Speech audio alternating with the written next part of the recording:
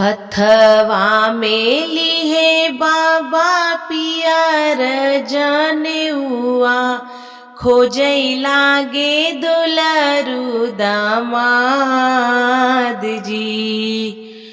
हथवा में लिहे बाबा पियर जनेउआ, खोजै चले दुलरु दामाद जी।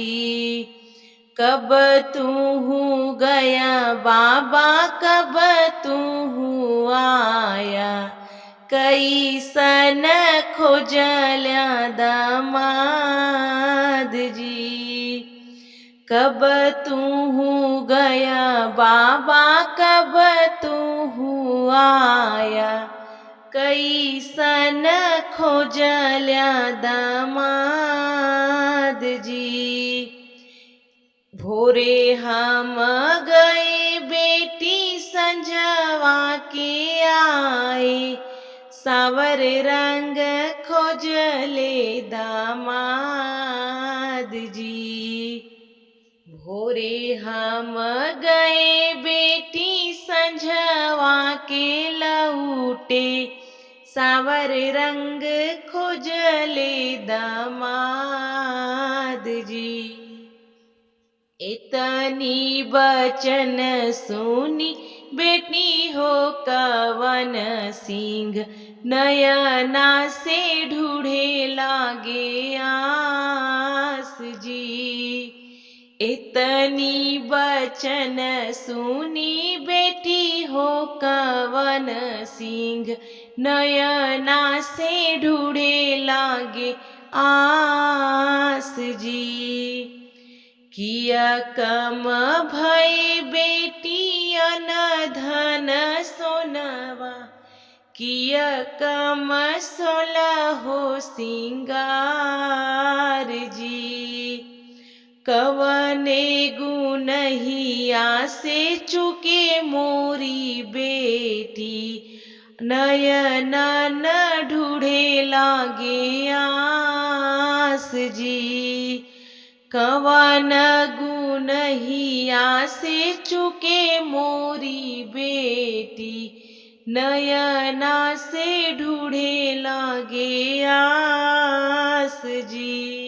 नाही कम भय बाबा न धन सोनवा, नहीं कम सोलहो सिंगार जी।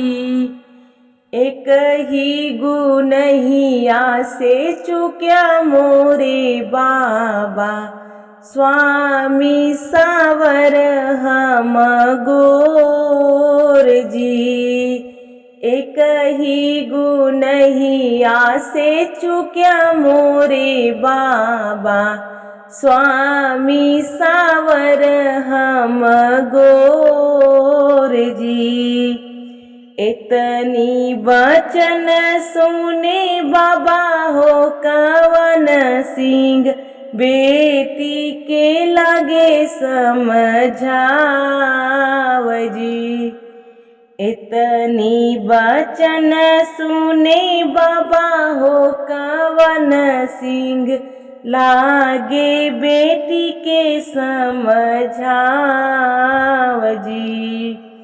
सावर सावर जी ने कहा मोरी बेटी, सावर श्री भगवान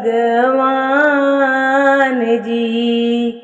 सावर सावर जी ने कहा मोरी बेटी, सावर हाय श्री भगवान जी। सावर ही माथे तिलक भल सोहे, वही हाय स्वामी तोहार जी। सावर के माथे तिलक भल सोहे, वही हाय स्वामी तुहार जी। हथवा में लिए बाबा पियर जनेउआ, खोजई लागे दुलरु दामाद जी। हथवा में लिहे बाबा पियर जने हुआ खोजई चले दुलरु दामाद जी।